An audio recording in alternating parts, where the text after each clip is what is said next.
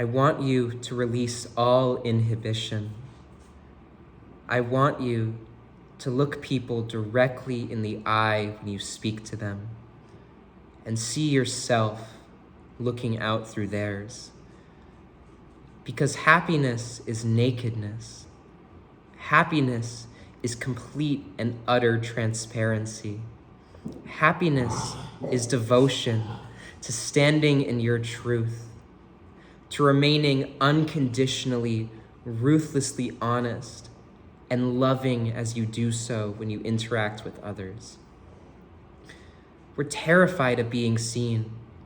We have conversations where all of the right words are said, but something feels vibrationally off in a sense. It's like we don't feel truly there because we're so focused on listening to the other person's words and responding with just the right words to avoid social rejection and to contribute to the conversation that we overlook ourselves. We become detached from our bodies, detached from the raw, intimate experience of the communion between two minds, and instead focused on the surface of the conversation, focused on how we can save face, maintain this appearance that we have it all together, that we're competent, intelligent, capable, worthy of love. I spoke with this person on a one-on-one call the other day, and she told me that she has this lump in her throat that she always kind of struggles to reconcile with, and she's not really sure where it came from or how she should address it. And as the conversation went on, it was revealed that her mom once said, and I might be paraphrasing here, but she said to her as a child that her laugh was obnoxious. And first of all, that is an incredibly malicious thing to say to a child. If you are a parent, never ever tell anyone, especially your child, that their laugh is obnoxious. Although I can say that these dogs are obnoxious. Come here, you little goober. But no, really. Her mother told her that her laugh was obnoxious, and she said from that moment she didn't really laugh anymore, or at least not openly, out loud. And ever since, there was this lump in her throat. Notice how when you engage with others, it's so easy to close yourself off from them, to keep yourself in this little shell because you're afraid that if you say the wrong thing or if you show up to the conversation in the wrong way, that you'll be obnoxious, that you'll be perceived in a way that doesn't match with your culture's expectations of what you should look like. And notice how all of these little inhibitions, which are really just blockages for life, right? Notice how they manifest as tensions in the body, as a lump in your throat, as a rising and falling fire in your solar plexus. When you have conversations with people, notice the subtle impulse to prove yourself to them. Notice how your attention is less on the life that is in front of you, less on the inherent nakedness of the interaction, less on the love you have for that individual, and more on how can I appear competent to this person. Happiness is nakedness. The truly happiest people, the enlightened people that we all aspire to be, which itself is an oxymoron, those people leave a signature of love with every step that they take. And that signature of love is earmarked by an ability to be completely honest with oneself when interacting with others, to allow oneself to be completely seen as they are, to allow all of the veneers of professionalism or competence or capability or worthiness to fall away, to burn through the fire of love.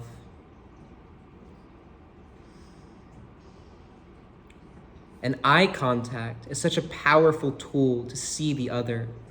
Eyes being windows to the soul is, of course, a really cute saying, but it's also true, right? We live in such an optocentric society where the images that we see appearing on the screen appear to be so dense and have such an effect on us. And so when we look at others and we make eye contact with them, it's almost as if we're penetrating directly into the heart of their being. And also a lot of interesting things surface when you do. I had this conversation with someone in one of my classes a couple of years ago where I made it a point to look at them right in the eye. And to be honest, I was being a bit creepy because I didn't break eye contact, but I saw their pupil ever so slightly dilate. And when that happened, there was an immediate recognition, not just in my head, but in something deeper, of the life that that person had. A recognition of the sameness of that life between that person and I. A recognition of the beauty, the simplicity contained within complexity. The quintessence of that conversation simply being an exchange of energy between two souls who wanted nothing more than to see the other, to allow themselves to be seen. So long as you are afraid of being seen, you will find yourself closing your heart off to life.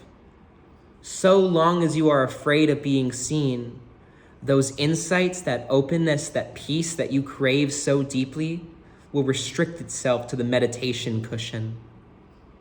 Because part of awakening is going out into the marketplace, interacting with others. We live in such a hyper-connected culture that is comprised of intimate and surface level relationships, right? And part of awakening is being able to interact with a complete stranger and see them entirely naked and be entirely naked yourself. And I don't mean physical nakedness, but I mean a deeper kind of nakedness, a nakedness that comes through truly just standing in one's freedom. A nakedness that comes through being completely open to life.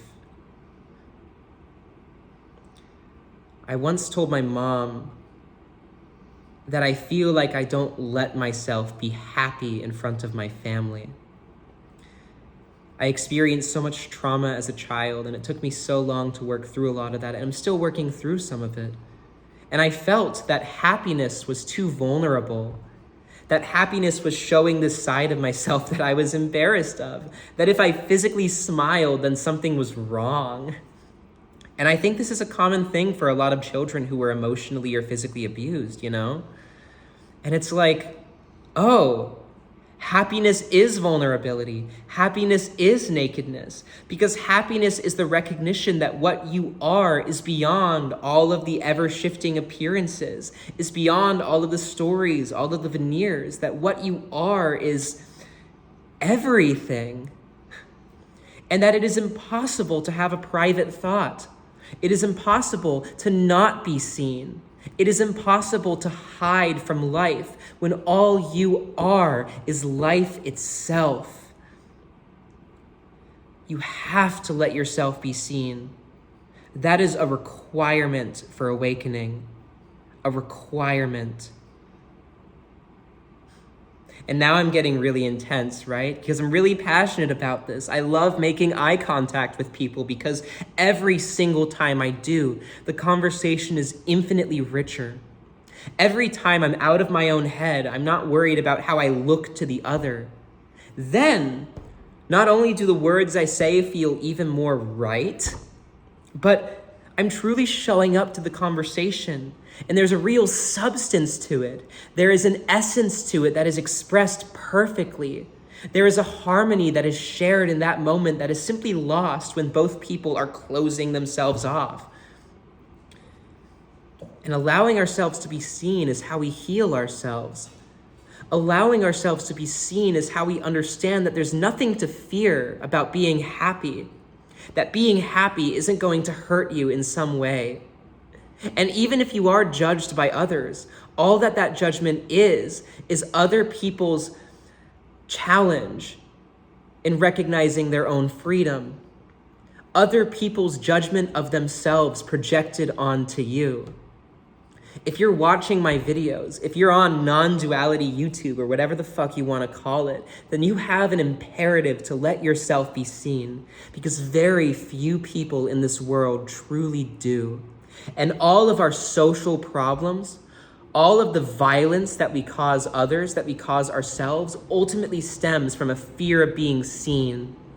We feel that happiness is too vulnerable, so we project anger, frustration, arrogance, jealousy onto others. Because at least that way there's a wall between myself and them. At least that way I can remain in my little castle, isolated from the world. But it's a paradox because I don't want to be isolated from the world. I feel devastated that I can't connect with others. And I talk to people who say that they feel too unique, too special for this world. They feel like their mind is too weird and they struggle to translate all of those crazy thoughts into coherent words that they can then express to others. But they don't understand that the vast majority of the crazy thoughts that you want to be recognized by others don't need to be expressed in words, because it's simply about seeing the other. It's simply about a look, a penetrating look that touches the very depths of their soul. Because all of your most intimate thoughts, all of your craziest ideas and imaginations, your highest aspirations, your whims, all those are a series of signs pointing towards you. All those are a million different ways of saying, here I am. Here I am. And you don't need to close yourself off from the world. You're not really that special. I'm not really that special. No one is. We're all incredibly unique, right? But we're also all incredibly the same. And if you continue to think that you're too different from the world to interact with the world, then you'll create a self-fulfilling prophecy. And you'll experience plenty of insights on the cushion, but then you walk along the street and you feel disconnected from everybody. And part of awakening is understanding that every single stranger you've ever interacted with, no matter the race, the gender, the sexuality, the culture, it doesn't matter. They understand you just as much as you understand yourself. And they have known you for years upon years, an unfathomable amount of them. We are ancient souls, desperate to return to the home that we've never left.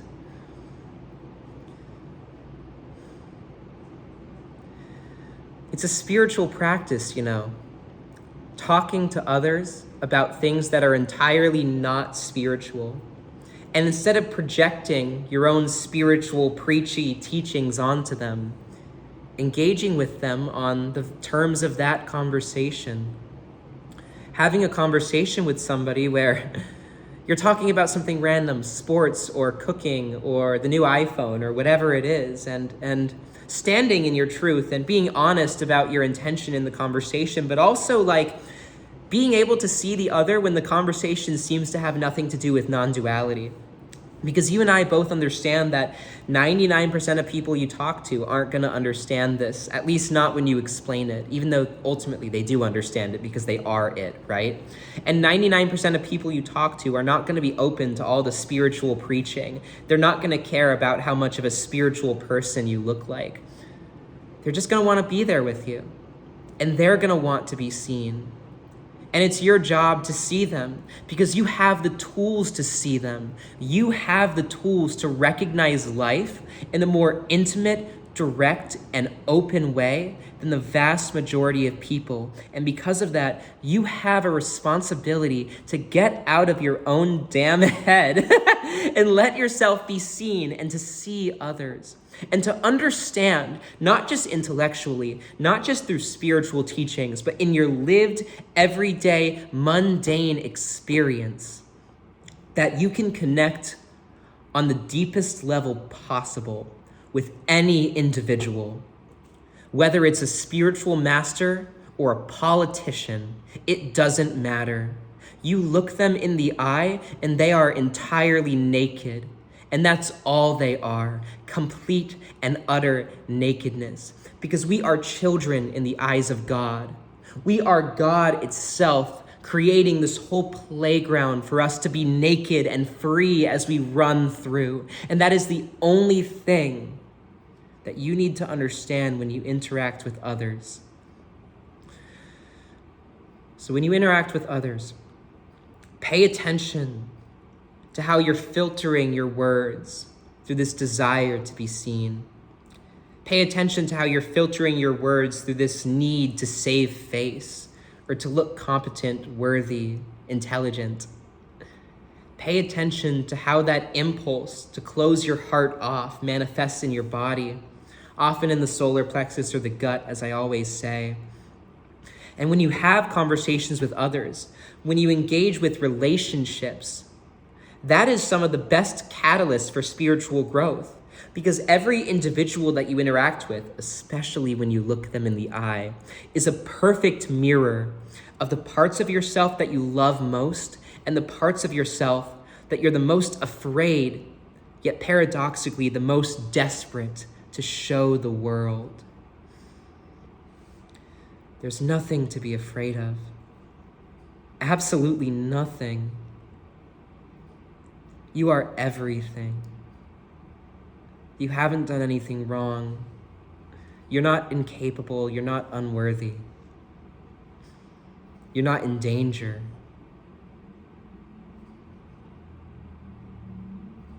I love you.